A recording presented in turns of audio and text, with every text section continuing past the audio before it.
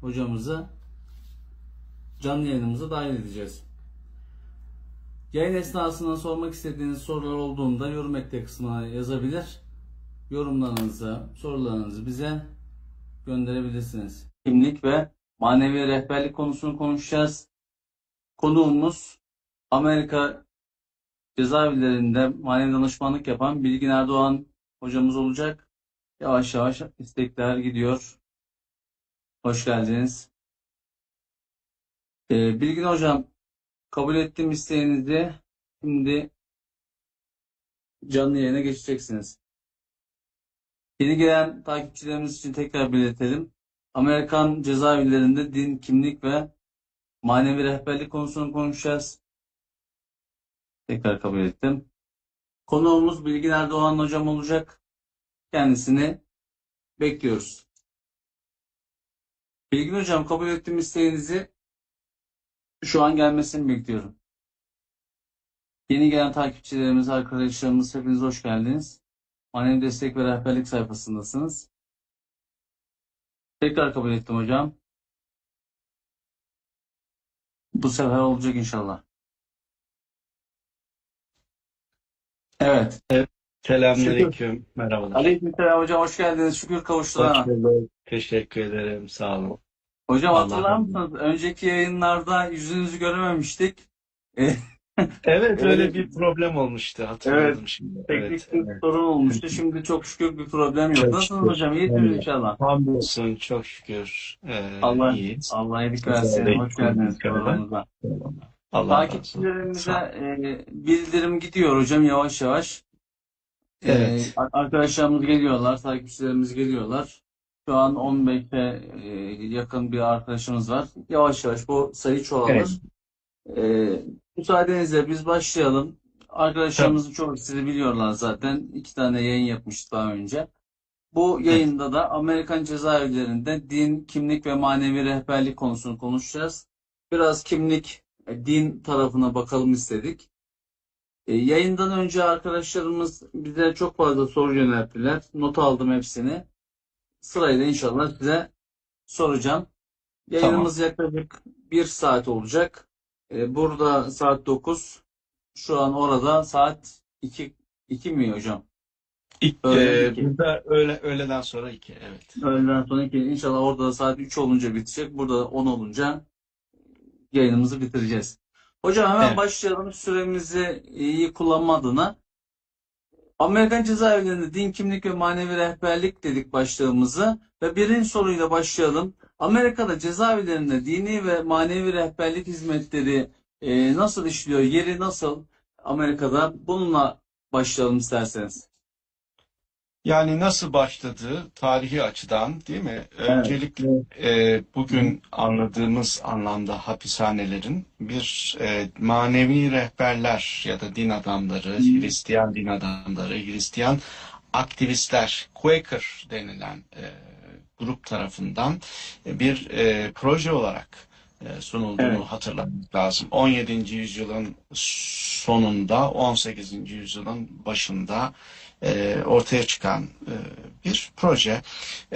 Yani Batı dünyasında özellikle Amerika'da Evet. hapishaneler ceza eksenli olmaktan ıslah eksenli olmaya dönüştürülüyor bu yüzyıllarda. Yani Evet. Hristiyan aktivistlerin düşüncesi şu: şayet suç irtikap eden insanlar hücrelerinde bir müddet vicdanlarıyla baş başa kalırlarsa ve biz de onlara dini telkinde bulunursak o zaman topluma onları tekrar kazandırmamız mümkün olur. Dolayısıyla çünkü Amerika bu konuda hassas. Yani Katoliklerden, Anglikan Kilisesi'nden kaçıp kopan gelen protestanların sığındığı bir ülke. Dolayısıyla başından beri Amerika dini hak ve hürriyetler konusunda çok hassas. Onun için First Amendment dediğimiz yani Amerikan Anayasası'nın ilk ek maddesi dini hak ve özgürlüklerle ilgilidir. Onun için belli bir niceliğe sayıya ulaştığı zaman mahkumlar bir manevi rehber tedarik etmek durumunda. Şimdi önce protestanlarla başlıyor, sonra Katolikler diyor biz Evet. protestan. Yani Katolikler de oluyor çünkü Amerika bir din mozaiği bir ülke. Yani daha Evet. sonra diyor ki Katolikler bizim de rahibe, bizim de papaza ihtiyacımız var. Sonra 1930'lardan, 40'lardan Hı sonra hı. tabii Müslümanlar da suç işlemeye başlıyor. Onlar da içeriye giriyorlar. Sonra diyorlar bizim de manevi rehbere ihtiyacımız var. Bugün yani Budisttir, pagan inancıdır, yerli Amerika spiritüalizmi, yani Kızılderililer, Hı bunların hı. hepsinin tabii ki içeride olduğunu görüyoruz ve onlara ait manevi rehberlik hizmeti yapılıyor. Yani sayıya göre, yani çoksa sayısı, ona göre bir chaplain diyoruz. Manevi Evet. rehber tedarik ediyorlar. Ve onların manevi ihtiyaçlarını, bir takım sorularını veya ibadetlerini yönetme adına bir kimse Hı hı. tahsis ediliyor. Evet hocam, teşekkür ederiz. Hakikaten şimdi biraz önce belirttiniz, cezaevlerinde manevi rehberliğe ihtiyaç duyulduğunu, manevi danışmana ihtiyaç duyulduğunu. Bu sadece aslında hocam manevi danışman cezaevlerinde ya da hastanelerde ya da öğrenci yurtlarının askeriyle değil, hayatın her alanında ihtiyaç duyulan bir Evet. e, yani rehberlik pozisyonunda. Çünkü insan Tabii. konuşmaya ihtiyaç duyan bir varlık, içindeki bulunduğu problem ve durumdan kurtulmaya e, birilerinin destek olmasıyla huzur bulacağı, Hı hı. problemden kurtulacağı bir yapıda bir kişilik. Bu noktada hocam cezaevlerinde çok fazla İslamiyet'i yaşayan, ne bileyim, Hristiyan, Yahudi ve diğer dinlerden ya da herhangi bir dine mensup olmayan kişiler de mevcut, değil mi? Evet. Amerikan hapishanelerinde İslam dini nasıl bir konuma sahip? İslamiyet'i yaşayanlar diğer mahkumlarla bir farkındalık var mı ya da oradaki ıslah çalışmaları ne yönde? Şimdi oldukça fazlalar. Cuma namazları Hı hı. Cuma günü olmasına rağmen, ki mahkumlar içeride de çalışıyorlar, işleri var. Buna rağmen Cuma Evet. namazları pazar ayinlerinden, Protestan ülkesi olmasına rağmen daha fazla bir Hı hı. sayıda. Yani Cuma namazına katılım oldukça fazla. Yani ben 2000 kişilik bir hapishane diyelim. Yani yaklaşık 500 kadar Müslüman var. Hı hı. Yani tabii içeride ihtida etme şeyleri var. İçeride Evet. Müslüman olayı çok fazla. Bunların %85'i oruç tutuyor. Yani dolayısıyla bu Hı yani hı. bu anlamda oruç Türkiye'deki gibi veya diğer İslam ülkelerindeki gibi oruca rağbet daha fazla. Hı Ramazan hı. ve Kurban Bayramı'nda mahkumlar dışarıdan mesela bayram yemeği satın alabiliyorlar. Hı Tabii hı. bu dediğim diğer inanç sistemlerinde içinde geçerli. Yahudiler de bunu yapıyor. Yerli Amerikalılar, yani Hı hı. Kızılderililer de bunu yapıyor. Tabii olumlu tarafları var. Birbirleriyle iletişim içerisindeler. Birbirlerine dini anlatıyorlar vesaire. Bu tür şeyler var. Hı hı. Tabii olumsuz tarafları da var. Mahkumlar diğer inanç sistemlerinde de var. O dinin en katı ve kapalı yorumunu tercih edebiliyorlar Evet. içindeki öfkelerinden, içindeki kızgınlıktan dolayı. Ama cuma namazımız kalabalık bir katılımla devam ediyor. Hı hı. Ee, Çoğu siyahi, çoğu zenci Müslümanların. Çok az sayıda Arap var. Türk dediğimiz çok az sayıda. Yani ben şimdiye kadar Türk olan, babası Türk, annesi Hı Amerikalı hı. birkaç kişiyle karşılaştım. Onlar da Türkçe bilmiyorlardı.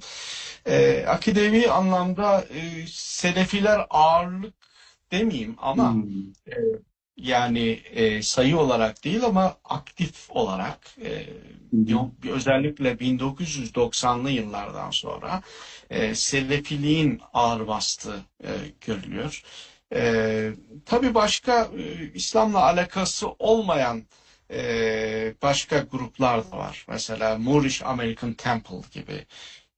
İşte tabii bunlar Amerika'ya özgü heterodoks yapılar. Hı hı. Yani Kur'an'ın son cüzünün kayıp olduğunu ve bunu da Noble Drew Ali'nin bulduğu, buna inanıyorlar mesela. Son peygamber olarak görüyorlar Noble Drew Ali'yi. Sonra Hı Muhammed hı. tapınakçıları var. Bunlar da Nation of Islam'dan kopma, İslam ulusundan Evet. kopma grup. İslam ulusu var biliyorsunuz zaten. Hı hı. Yani Nation of Islam, Malcolm X'in eski tarikatı diyeyim. Birleşik İslam Ulusu var. Yine Farakan'dan kopma bir başka grup. Tanrılar Ulusu diye kendilerine yine şey diyen Hı insanlar hı. var. %5'çiler gibi. Buna benzer heterodoks yapılar var. Fakat bununla beraber normal Müslüman dediğimiz işte mezhep takip eden kimisi Sufi, kimisi Selefi, kimisi işte Şafii, Habeşi dediğimiz Lübnan eksenli Abdullah el-Harari el-Habeşi'nin grubundan insanlar Hı var. hı. Ufak tefek tabii sorunlar olabiliyor aralarında. Ufak tefek değil bazen ciddi sorunlar da olabiliyor. Ama böyle bir durum yani böyle Hı. bir şey fotoğraf çekmek istedim. Evet. Hocam şimdi başlığımızda da din, kimlik ve manevi rehberlik olarak belirlemiştik. Şimdi kimlik bağlamında cezaevlerinde din mahkumların kimlik inşasında nasıl bir rol oynuyor? Yani bunun diğer dinler açısından da. Evet, şimdi kimlik çok önemli tabii. Kimlik Amerikan toplumunun en temel eksikliklerinden birisi. Yani özellikle Hı hı. African American topluluklarında bu eksiklik çok fazla. Çünkü kölelik gibi bir geçmişi olan siyahilerin işte Amerikalı olma kimliğiyle uyumlu olduklarını pek söyleyemeyiz. Çünkü sizin 3-4 asır önce dedelerinizin boynuna zincir takılarak getirilmiş ve siz buralarda asırlarca çalıştırmışlar. Bu şimdi unutturulmaya çalışılsa da son yüzyıllarda e, Evet. böyle bir bilinçaltı öfkenin olduğunu aşikar. Dolayısıyla bir kimlik problemi var. Yani ulusal anlamda. Çünkü kimlik dediğimiz zaman ulusal kimlikten bahsedebiliriz. Ailevi kimlik açısından değerlendirirsek yani o da sorunlu. Çünkü 30'lu yaşlarda bir adam geliyor, 4 tane torunum var diyor. 6-7 farklı kadından Hmm. 9-10 tane çocuğu olan insanlar var. Dolayısıyla çocukların sayısını bilmeyenler, isimlerini hatırlamayanlar gibi vesaire. Şu baban kim sorusunu öyle çok kolay soramıyorsunuz Amerika'da değil mi? Bizde baban Hmm. ne kimdir, baban ne iş Evet. yapar diye soruyoruz. Burada öyle bir şey yani ben çekiniyorum sormaya. Çünkü adam hayatında hiç babasını görmemiş olabiliyor. Dolayısıyla ailevi kimlik de sorunlu. Onun için aidiyet açlığı, Hmm. kimlik açlığı var. Şimdi dolayısıyla burada ne oluyor? Çete aidiyeti ortaya çıkıyor. Mesela bir insanlar çetelere giriyorlar. Fakat tabii bu çeteler de insanların aidiyetini ve kimliğini tatmin etmeyebiliyor. Dolayısıyla din nedir? Temelde ben kimim? Bu alemde ne yapmalıyım? Sorusuna cevap verir. Dolayısıyla hapishanelerde de insanlar vicdanlarıyla baş başa oldukları için vicdanlarının sorduğu bu sorunun peşine gidiyorlar. Bu nedenle içeride İslam'a teveccüh edenlerin sayısı az değil. Dışarıda Müslüman olup içeride pratize etmeye başlayanlar da var. Ben bu 21 sene içerisinde yani 200 kadar kişiye vesile oldum. Bunların bazıları çok azı dışarıda ama içeride olan. Tabii ben orada hani Chaplin'im. Ben orada hani böyle bir davetçi gibi değilim. Yani onun manevi Hmm. danışmanlık. Ama insanlar da geliyorlar. Müslüman olmak istiyorlar. Müslümanlığı öğreniyorlar. Ben İslam olmak istiyorum. Müslüman olmak istiyorum. Nedir bunun prosedürü dedikleri zaman biz de o Hmm. zaman anlatıyoruz ve sonra da şehadet veriyoruz. Bazen bu çok gündeme gelince şimdi Amerika'da size niye böyle bir şey müsaade ediyorlar gibisin. Ya ben orada tabii manevi danışman yani insanların sıkıntılarını, dertlerini dinlemek için hatta Yani başka inanç sistemlerinden insanları da dinliyoruz. Yani insanlara böyle davet etme veya bir şeye empoze etme gibi bir şeyimiz yok. Ama tabii bu da insanı heyecanlandırmıyor değil. Tabii yani Evet. insanlar Müslüman oluyor. Hristiyan olanlar da var. Bazıları benimle Hı. konuşuyor. Hiç dinle alakası olmadığı Hı. halde. Mesela en son bir işte askeriyeden atılma birisi vardı. İşte konuştuk bayağı. İslam'la alakalı da konuştum ama sonra çıkarken dedi senin sayende dedi iyi bir Hristiyan olmaya karar verdim dedi mesela. Aa, Böyle insanlar, böyle insanlar da var. Çünkü yani hani dinle alakası yok böyle şey falan yaşamış. yani, Dine yönelmek istiyor ama tabii şeyinden de yani. kopmuyor yani. O O, o, şekilde olan o- insanlar. hocam Habibe Hanım şu soruyu sormuş. Bununla Evet. alakalı hemen size ileteyim. Hı Manevi hı. rehberlik bağlamında cezaevlerinde ne tür faaliyetler yürütülüyor? Şu anda hocam diye sormuşlar. Oradaki insanlarda büyük değişime yol açıyor mu? Etkisi oluyor mu gerçekten diye soru sormuş. Ben şu soruyu toparlayayım hocam. Ne tür faaliyetler var? Bu birinci soru olsun. İkinci soruda bu dine yöneliş, mahkumlardaki bu dine yöneliş hakikaten samimi mi? Yoksa pragmatik bir tercih olarak mı dine sarılıyorlar? Bu iki soruyu size yönlendireyim. Evet, bu soru hakikaten çok fazla geliyor. Yani bu soru gerçekten çok kritik bir soru.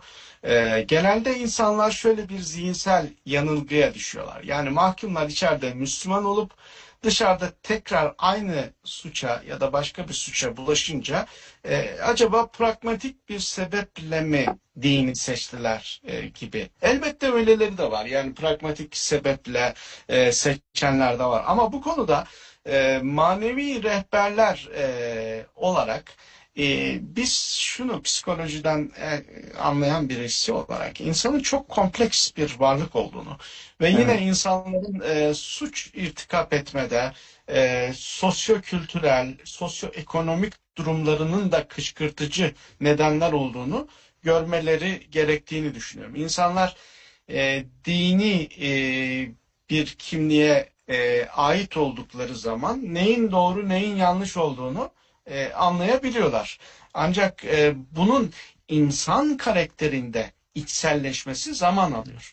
Evet. Biliyorsunuz din psikolojisinde dış güdümlü, iç güdümlü dindarlık diye bir tasnif var. Dış güdümlü dindar, cemaatim, kilisem, Evet.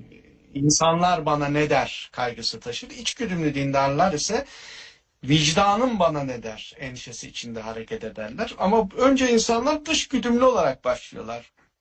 Sonra o iç güdümlü dindar olma daha sonra işte devam edebiliyor. Bir de insanların irade zayıflığından kendisini kaybeden işte ve suça giren insanlar olabiliyor. Pragmatik sebeplerle işte yapanlar yok mu? Evet var. Pragmatik sebeplerle de işte dini tercihini yapan, korunmak için yapan ya da gösteriş için yapan ya da işte Ramazan yemeğini yemek için yapan bir Hmm. takım insanlar çıkabilirler.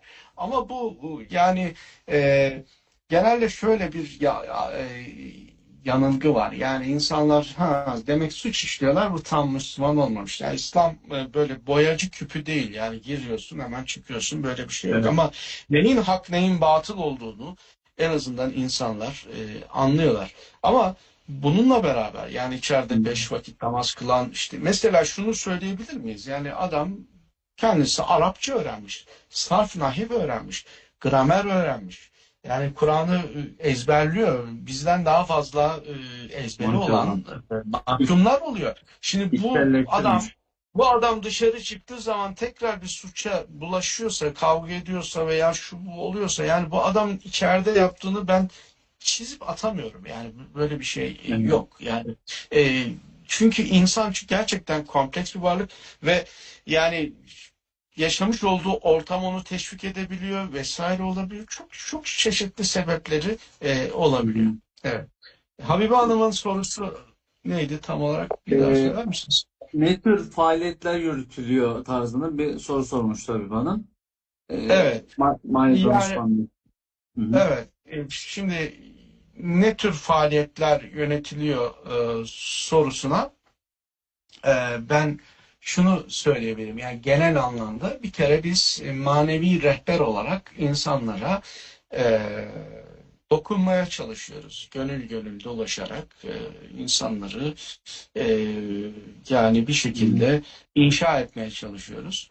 E, haftada 5 gün çalışıyoruz. Derslerimiz oluyor. E, bir takım işte ibadetle alakalı cuma namazımız oluyor. İşte hücre hücre dolaşıyoruz. Ve buna benzer çalışmalarımız oluyor. Herhalde ilerleyen şeylerde de bununla Evet. alakalı biraz detaylı sorduğunuz zaman daha detaylı. Yani ben haftanın bir günü ne yapıyorum? Buna da değinirim birazdan herhalde. O tür sorularda sorulabilir. Sorular çok Daha fazla detaylı. hocam. Evet, Geçelim. evet. İbrahim Onun için ben Çolak'la kısa kestim. Evet. Hı hı. tamam, teşekkür ederiz hocam. İbrahim Çolak da Tekrar. beyefendi hocam selamlar demişler. Aleykümselam. Şirvan Acar hanımefendi Allah razı olsun. Razı olsun hocam, Almanya'dan selamlar saygılar demişler. Bize Aleykümselam. de biz de Türkiye'den ve Amerika'dan selam yolluyoruz. Hocam devam edelim sorular çünkü çok fazla soru var. Evet. Amerika'daki cezaevlerinde imamlık veya manevi danışmanlık hizmetleri nasıl işliyor? Bu biraz önceki soruyla bağlantılı. Manevi rehberler mahkumların psikolojik ve sosyal uyum süreçlerine nasıl katkı sağlıyor diye bir soru sordu arkadaşlar. Şimdi E, ben manevi rehberliği bir logoterapi olarak görüyorum. evet. İnsanları biz aslında ne yapıyoruz? Varoluşsal anlamlılıkları ile buluşturup onları dini aidiyet duygularına sahip olmalarına vesile oluyoruz. Ve böylece hayata daha sağlıklı tutunmalarına vesile oluyoruz. Çünkü insan için bir varoluşsal aidiyet vardır, iki ailevi aidiyet vardır, üç kültürel aidiyet vardır, dört ulusal aidiyet vardır. Fakat dini rehberlik tüm bu aidiyetleri güçlendirmek için var. Evet. Uyum ise bu aidiyetlerin gerekliliğini yapmak için. İslam hayatın içinde bir din olduğundan e, dolayısıyla biz insanların hayatta anlamlı yaşamalarına vesile olmaya çalışıyoruz. Ve işte bu bir anlamda e, sosyal aidiyet diyelim. Dini aidiyetler açısından bakarsak insanların işte yine sosyalleşmelerine sebep oluyoruz. Veya insanlar mesela Müslüman bir hanımla evleniyor. Belki Hmm. ailesi, geçmişi karanlık ama bambaşka bir hayat. Dolayısıyla bu da bir anlamda insanın ailevi aidiyetini tekrar kaybolmaya yüz tutan ailevi aidiyetini tekrar kazanmış oluyor. Ve tekrar Evet. bir aile kurumu ortaya çıkıyor. Evet. Hocam Hanife Hanım demiş ki danışan kabulü konusunda seçici oluyor musunuz diye sormuşlar. Bunun akabinde İbrahim Çolak'la beyefendi hocam sizi en çok etkileyen bir ihtida hikayesi var mı, anlatabilir misiniz diye sormuşlar. Önce Hanife Hanım'ın sorusundan başlayalım hocam isterseniz. Seçici oluyor musunuz danışan tercihinde?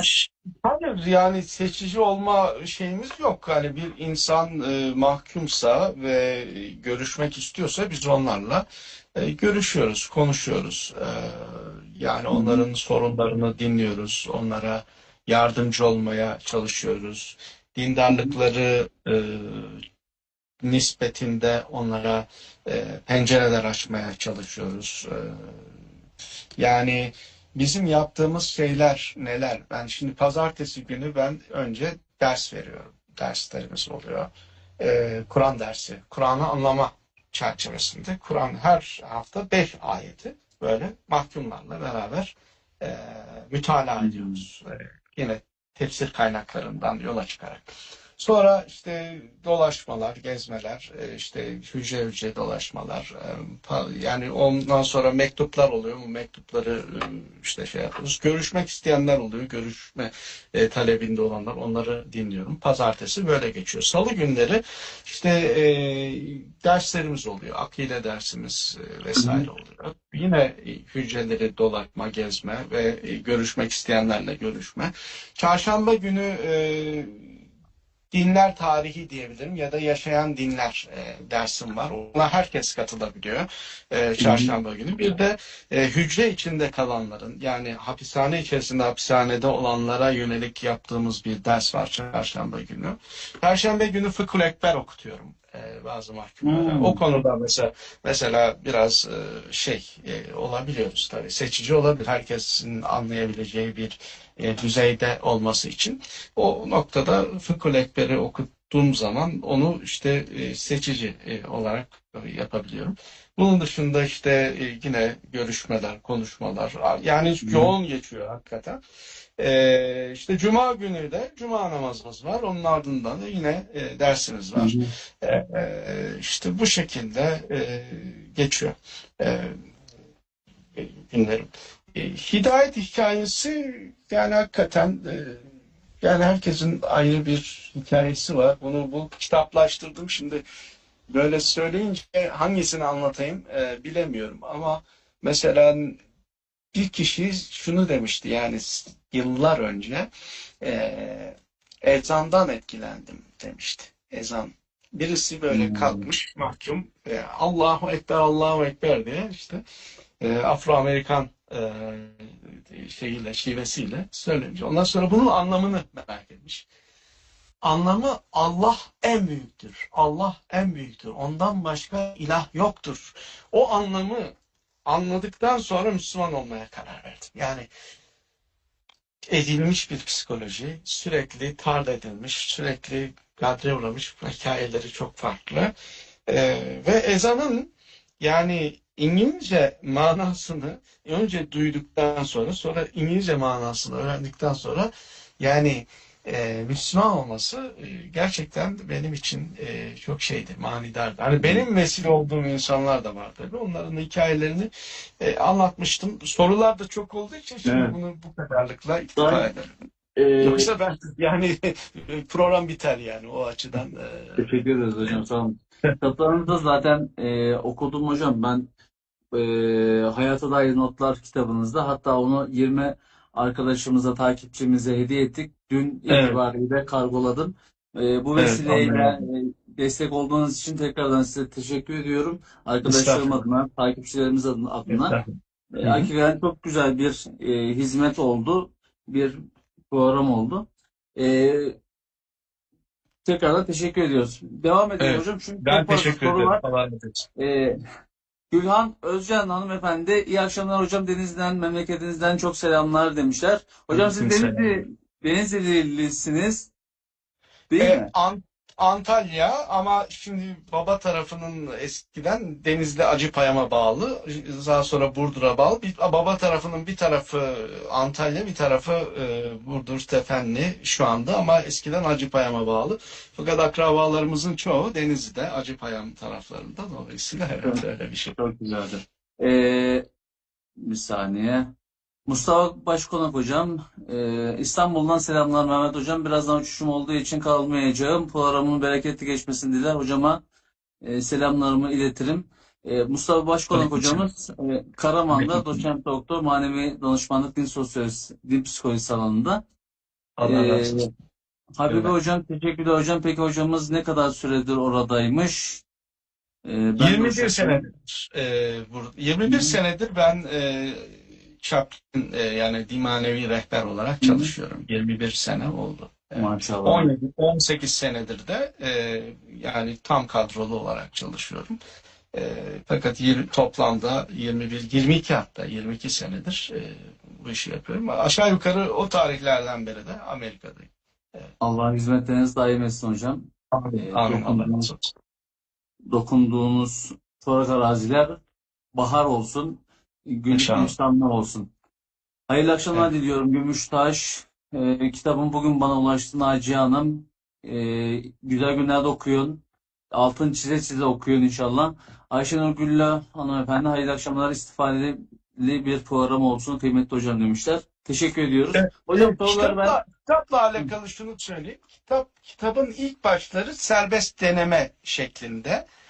Manevi Tamam. rehberlikle ilgili belki değil. Ama orta kısmı ve en kalın tarafı Manevi Evet. rehberlikle ilgili aşağı yukarı 50 tane kısa yazı var. Bir Evet. pencere açması açısından. Son kısmı da yine Amerika'da İslam ve kült yapılarla ilgili, o kült yapılardan insanları, nesli Hı hı. nasıl kurtarabilirizle alakalı. Böyle bir üç temel konu diyeyim. Yani başında okuyup da bunun manevi rehberlikle ilgisi yok denmesin diye söyledim. Evet. Yani başlayan arkadaşlar zaten sonunu getirirler hocam. Hakikaten İnşallah. güzel. Ben çok istifade ettim. Hocam şu soru geldi. Hapishane ortamında manevi rehberliğin en çok ihtiyaç duyulan alanları neler? Yani şunu mu sormak istemiş acaba arkadaşımız? En çok hangi konuda size sorular soruluyor? İnsanlar hangi konuda bilgi edinmek istiyorlar sizden? Ben bunu anladım galiba. Ee, En çok hangi konuda sorular geliyor hocam size?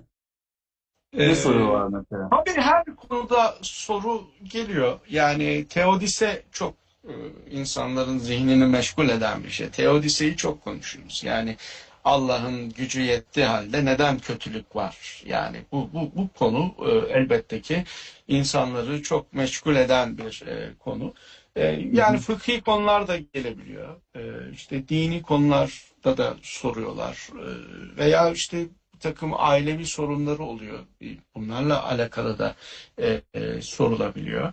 Yani yani çok geniş bir şey var, geniş bir alan var. Yani her türlü konuda e, konuşmak, şey yapmak falan mümkün olabiliyor. Evet. E, yani e, şimdi mesela bazen Kur'an'da anlayamadığı bir şey oluyor mesela. Kur'an'da şunu anlayamadım. Bunun manası nedir? Bu niye böyle filan diye soranlar olabiliyor. Bazen sorgulayanlar oluyor. Yani İslam işte genel anlamda soru işaretleri bu işte gündemde olan şeylerden dolayı işte propagandalardan dolayı, İslamofobiden dolayı filan kafası karışan mahkumlar böyle sorular sorabiliyor vesaire. Buna benzer şeylerimiz olabiliyor. Hı Evet. hı. Hocam bir kere Yani rehberliğin ihtiyaç olduğu alanlar deyince ben tabii şunu anlıyorum. Yani manevi rehberlik hapis ihtiyaç olan alanlar nelerdir? Mesela hapishane şey var, hastane değil mi? Mesela hastane evet. rehberliği var. Şimdi hapishanede çok enteresan hepsi var. Yani çünkü hastaların olduğu yer var. Yani Hı hı. zihinsel hastaların olduğu yerde oluyor. Veya biz hastane ziyaretlerine de gidebiliyoruz. Veya hastalandıklarında onları takip de ediyoruz. Yani clinical pastoral Hı hı. support yani destek veriyoruz mesela. Şimdi okul rehberlik, manevi rehberlik okul aynı zamanda yani tefsir, akaid, fıkıh bunlar da efendim konuşuluyor. Bazen cinnet geçiriyorlar. Yani işte Hı bu hı. anlamda bir rehberlik. Bazen ailevi sorunları, çocuklarıyla ilgili sorunlar oluyor. Dolayısıyla yine onlara çözüm üretmeye çalışıyoruz.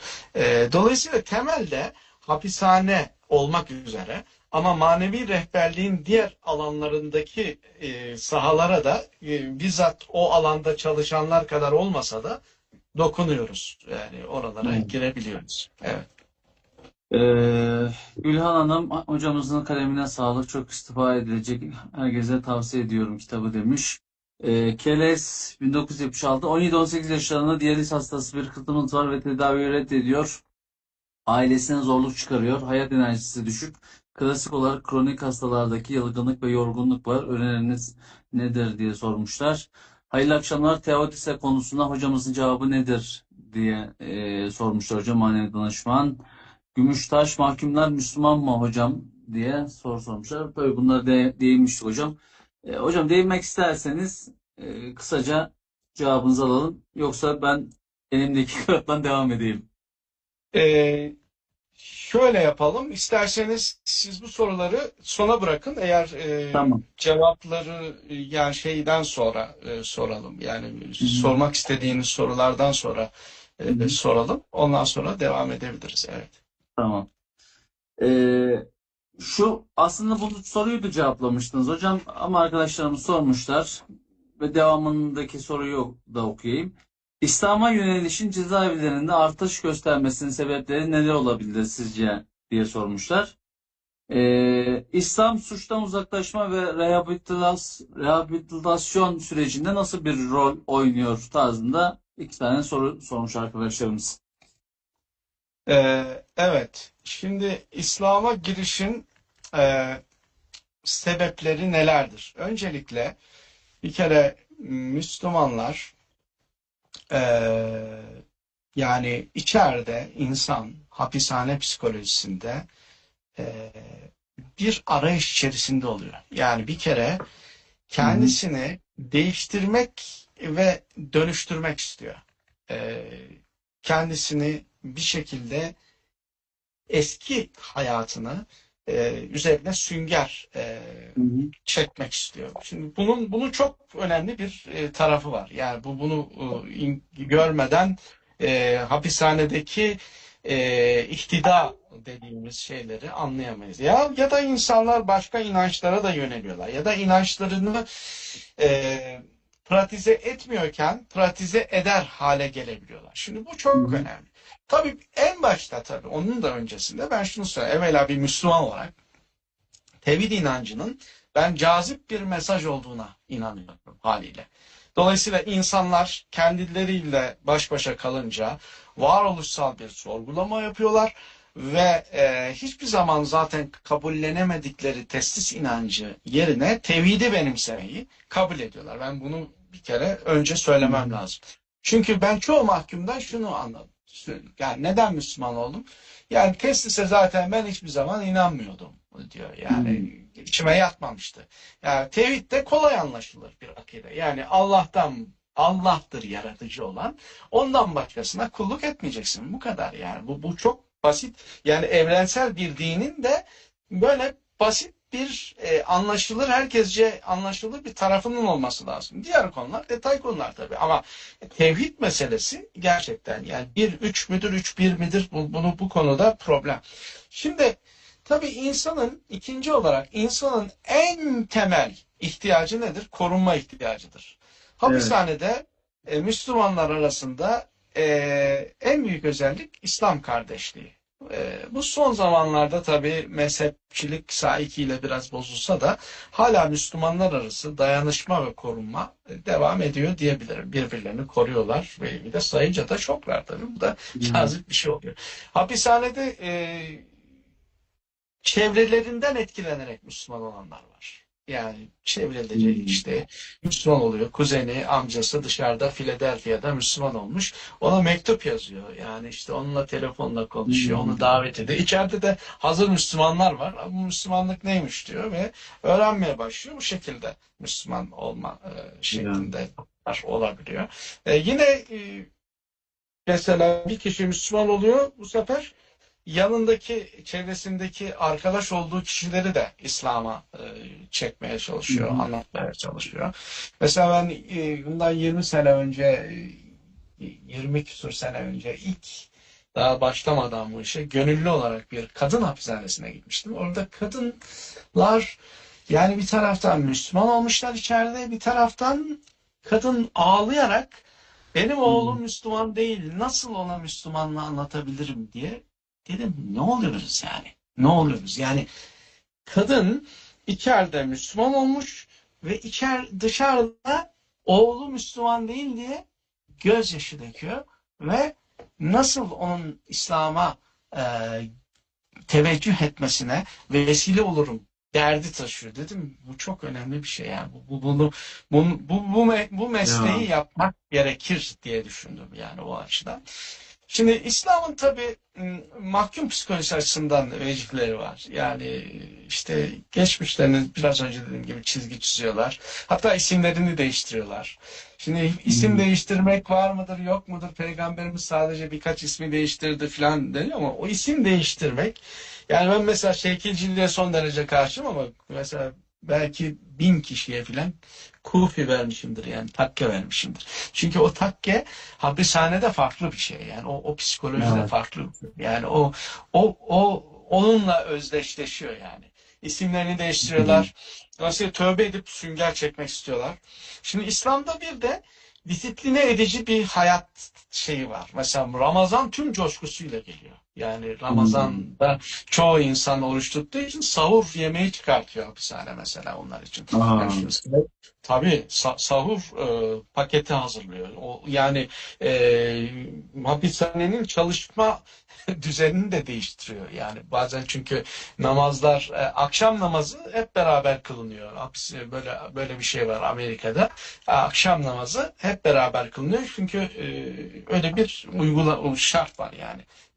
Günde bir defa iftardan sonra işte eskiden teravih fakat teravih çok geç olduğu için teravih olmuyor ama akşam namazını mesela ama akşam namazı da iftar 9'da açıldığı zamanlar Hmm. mesela normalde 9'da herkesin mahkumların hepsinin içeride olması lazım.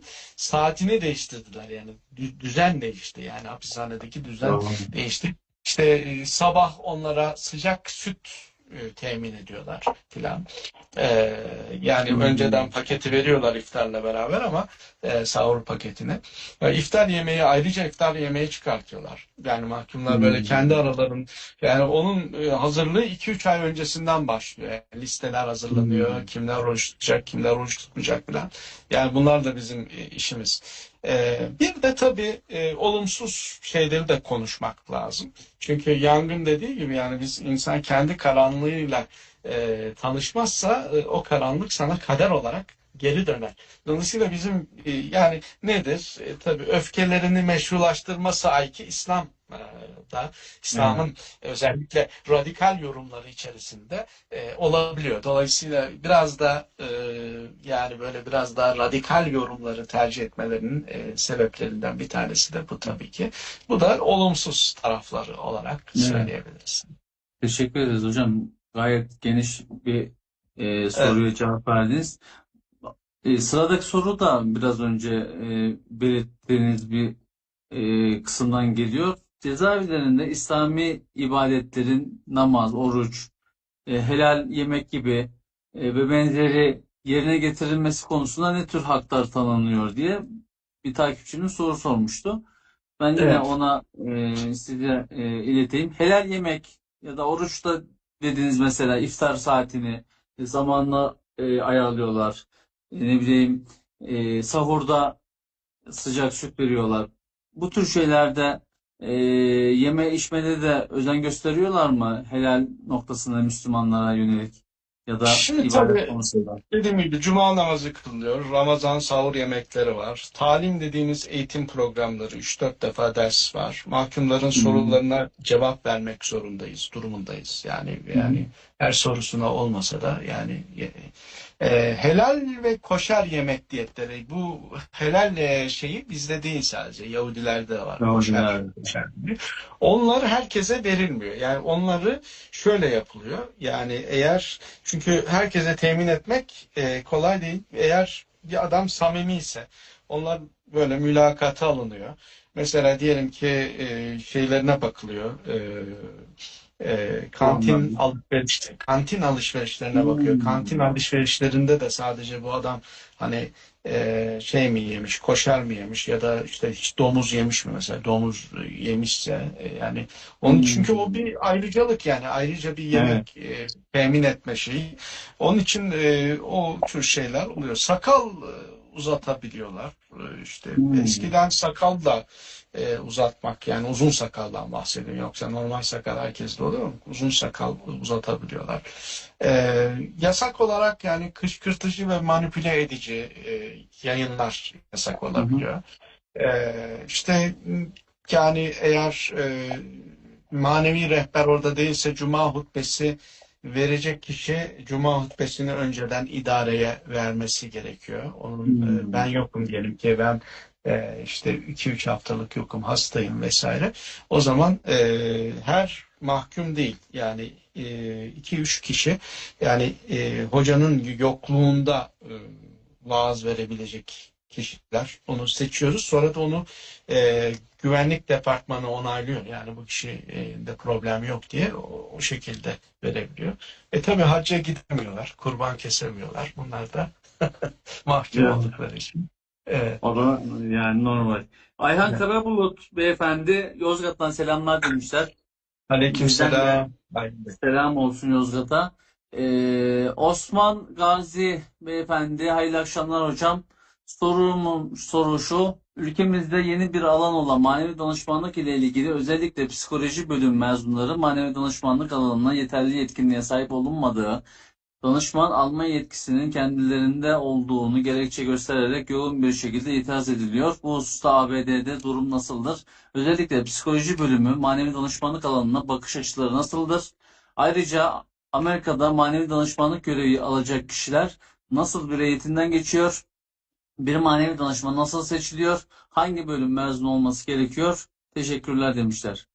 Şimdi Gayet. Amerika'da öyle katı bir Türkiye'deki gibi bir Hı hı. sistem yok. Yani bu işi e, yapabilecek insanların olması gerekiyor. Şimdi bunun özelliklerini falan daha sonra da konuşabiliriz ama yani bu işi yapabilecek kişilerin e, kendi inanç mensup oldukları kiliseden ya da işte şeyden bir endorsement letter, bir işte bu işi yapabilir şeklinde bir belge almaları gerekiyor. Hı Şimdi bu hı. belgeyle şimdi diyelim ki teoloji mezunu, mesela birisi vardı, teoloji mezunuydu.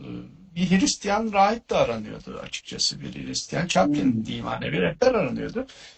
Teolojide master'ı vardı. Fakat İngilizce öğretmenliği yapıyordu üniversitede, okutmanlık yapıyordu. Hı. Şimdi bu kişiye ben dedim bizim şeye başvur, ama dedi benim bir kararım yok ki, ben hala araştırıyorum dedi. Ben Ha. dedim niye? Ya ilk kez karşılaştık. Tam tanımıyorum adamı. Yani niye araştırıyorsunuz dedi. Yani dedi Baha'yı araştırıyorum, İslam'ı araştırıyorum, şunu araştırıyorum. Hani adam daha Hristiyanlığa karar vermemiş. Ama şey mezun. Öyle birisi vardı değil mi? Yani ilahiyat mezunu, hafız fakat Allah ateist. Türkiye'de bahsediyorlardı. Hani öyle bir Allah. şaka mıydı yoksa gerçek miydi bilmiyorum. Şimdi onun için şimdi Amerika'da bunu yapamazsınız. Çünkü yani sizin bir İslami kurumdan bir belge almanız gerekiyor. Yani bu işi yapabiliyor. Bu Hmm. iş yani bu işi e, her senede o Hmm. belgeyi yenilemeniz gerekiyor. Dinlenmek gerekiyor. Yani bu Anladım. şekilde bir şey var. Tabii psikoloji mezunları, yani benim şahsi fikrimi sorarsanız e, yani kendisini yetiştirmişse dini alanda bunun gibi bir belge de sunabilirse, çünkü Türkiye'de tabii yani insanlar sadece okullarda dini eğitim almıyorlar. Yani bunu kabul etmek lazım. Yani Evet. insanların cemaatler var değil mi? Yani medreseler var, Evet. klasik medreseler var. Yani insanların dini bilgisi hakikaten iyi olabiliyor. Medrese mezunu olabiliyor veya cemaatler kendilerini yetiştiriyorlar. Evet. Yani yani Türkiye'de, ama tabii şimdi yani bunu da tabii Türkiye'de bir Diyanet gibi bir denetleyici bir şey varken onun da tabii Diyanet tarafından verilmesi gerekiyor. Türkiye'nin bu yani dini Evet. yaşama şeyi biraz farklı. Onun için burada Diyanet olmadığı için bunu normal kurumlardan, diğer yine güzel kişiliklerden temin edebiliyorsunuz. Yani herkesin, Hmm. mesela bir kilise, bir adam vardı Metodist Kilisesi'nden, mesela onun şeyini vermediler. E, Yenilemediler. Çünkü onlar Hmm. belli bir testten geçmesi gerekiyor. O testi almamış adam. Kesinlikle. Onun için bazen de böyle işte bazı kiliseler işte eşcinsellik vesaire gibi durumlara karşı çıktığı için bazı rahipler, bazı Hmm. mezheplerde mesela onlar çekiliyorlar. Biz o zaman diyorlar yok, o zaman onların şeyi de başka bir kiliseden alması gerekiyor. O kiliseden almak da kolay olmuyor filan. Ol. Onun için mesela böyle bir işini kaybeden bir adam olmuştu mesela. Oysa ki normal başka kiliselerde Hmm. şeylik yapabiliyor, yani rahiplik yapabiliyor. Yani yine bir tüzel kişilikten bir şey almaları gerekiyor. Psikoloji mezunları bence çok iyi çaplinlik yapabilirler. Yani din, Evet. manevi rehberlik yapabilirler. Dini bilgileri de varsa tabii ki. Evet. Dini bilgisi dindar bir psikolog çok iyi bir manevi rehber olabilir benim kanaatime göre. Evet. Evet. Teşekkür ederiz hocam. Tatar Solmaz, selamünaleyküm, hayırlı sohbetler. Allah rahmeti, bereketi, lütfü, inayeti üzerinize olsun demişler. Teşekkür ederiz. Hocam canlı yayınımızın sonuna doğru geliyoruz. 4 tane sorum kaldı. Onlara tek seferde okumak istiyorum. Çünkü anlattıklarınızla bağlantılı. Programın başından beri sorduğumuz sorularla bağlantılı. Manevi rehberlik hizmetleri yeniden suç işlememe, rehabilitasyon oranlarını nasıl etkiliyor diye sormuşlar. Sizce din, özellikle İslam cezaevlerine bir umuda kapı olabilir mi? Son olarak bu alanda çalışmak isteyen genç araştırmacılara veya din görevlilerine tavsiyeniz nedir diye soru yöneltmişler bizlere, Evet. takipçilerimiz. Şimdi bu anlamda istatistiksel olarak yeniden yani dini programlara katılan insanların suç işleme oranında daha düşük olduğu istatistiksel olarak kanıtlanmış bir şey. Yani böyle bir şey var ama hiç yani işlemiyorlar gibi bir şey de söyleyemeyiz. Ben şunu daha önce de söyleyecektim, burada söyleyeyim. Aliye İzzet Begoviç'ten mülhem olarak şunu söylüyorum ben. Güneş doğduğu zaman hemen her yer ısınmaz. Güneş battığı zaman da hemen her yer soğumaz. Evet, doğru. İslam'a giren ve çıkan toplulukların da durumları böyledir. Dolayısıyla suç işleme, residivizm yani yeniden suç işleme Amerika'da %45, %50'ye yakın. Yani yarısı tekrar suç işliyor. Ama bu chaplaincy faaliyetlerine katılan insanlar, yani faaliyetlerinde olan veya o süreç içerisinde dindarlaşma içerisinde olan insanlar daha az suç işledikleri, istatistiki olarak daha az suç işleyip bilimsel sosyologların söylediği bir şey. Yani gerçekten azaltıyor yani. Dindar olmak insanları suç işlem. Çünkü hayatını değiştiriyorsun, şeyini değiştiriyorsun. Eğer bir vasat da bulabilirsen yani sosyoekonomik şartlar da değişirse ben zaten mahkumlara genelde başka yerlere göçmelerini, gitmelerini öneriyorum. Evet. Umudu anahtar olabilir mi? Elbette ki. Yani din hakikaten insanın tutunacağı en büyük dal. Yani bir insanın imanın olması çok önemli bir şey. İmanın çocuğu umuttur, değil mi? Ya çünkü iman eden nihai tahliller şunu söylüyor. Allah için imkansız yoktur. Yani ben bittim dediğim yerde Allah yettim diyecektir. Bizim yaptığımız genel anlamda budur. İnsanlara umut vermek, tevekkül aşılamak. Çünkü kişi elinden geleni yaptıktan sonra ilahi iradenin işidir der. Yani benim gerisi ilahi iradenin işidir. Onun için iman çocuğu umuttur. İstatistiklere göre Amerika'da %5 suçsuz insan yatıyor. Yani suçsuzluğunu mahkemede adam ispat ediyor ve bu %5. Bu çok büyük bir rakam. Yani 2000 kişilik bir hapishanede 100 kişi, 20.000 kişi de 1000 kişi demektir bu. Yani bu çok büyük bir rakam. Fakat bu insanlar mesela 50 sene sonra suçsuzluğunu DNA raporlarıyla ispat eden bir mahkum tanıyorum. Ama çok son derece güzel, iyi bir mahkum. 70 yaşında dışarı çıktı. 20 yaşında girdi, 70 yaşında çıktı. Evet, benim 20 sene münasebette bulunduğum, sürekli konuştuğum, dertleştiğim, bütün ailevi şeylerini bildiğim bir insan bu. Ve çıktı sonunda yani. Yani bu şey gibi geliyor insana. Acaba yalan mı söylüyorlar? Hayır. Yani ispat etti ve çıktı. Yani bu şekilde çok şey var. Şimdi bu manevi rehberlik ne tavsiyede bulunursunuz dediniz. Şimdi bu bir mesleki Muhammedidir. Yani bu insanın çünkü anlam veriyoruz biz insanlara. Anlam insanın hayatının en temel varoluşsal gerçeğidir. İnsan hayatının bir anlamı olduğunu hatırlatmak bu hayat-ı dünyeviyede insanın yaptığı en kutlu vazifedir. Onun için insanlar hastayken insanlara moral vererek iç dünyalarını inşa etmek ve hayata yeniden tutundurmaya çalışmak. İnsanların suç işledikten sonra her insan hata yapar. Fakat hata yapanların en hayırlısı dönüş yapanlardır diyerek insanları dönüşe, tövbe etmeye sevk etmek ve vicdanlarını fonksiyonel kılmaya çalışmak. Bu çok önemli bir şey. Meslek nedir? Meslek sülûk edilen yol demektir. Aslında meslek insanın karakteri üzerinden ve birikimi üzerinden Allah'ın yap dediği iştir insana. Evet. Meslek insanın karakteri ve birikimi üzerinden Allah'ın yap dediği iştir. Onun için malum manevi danışmanlık bir mescitteki hoca olmaktan biraz daha farklı. Yani biz onu karıştırıyoruz. Eskiden sadece hapishanelere böyle Diyanet'ten vaiz falan gönderiliyordu değil mi? Değişti o. Yani şimdi manevi Hı hı. danışmanlık çünkü daha farklı.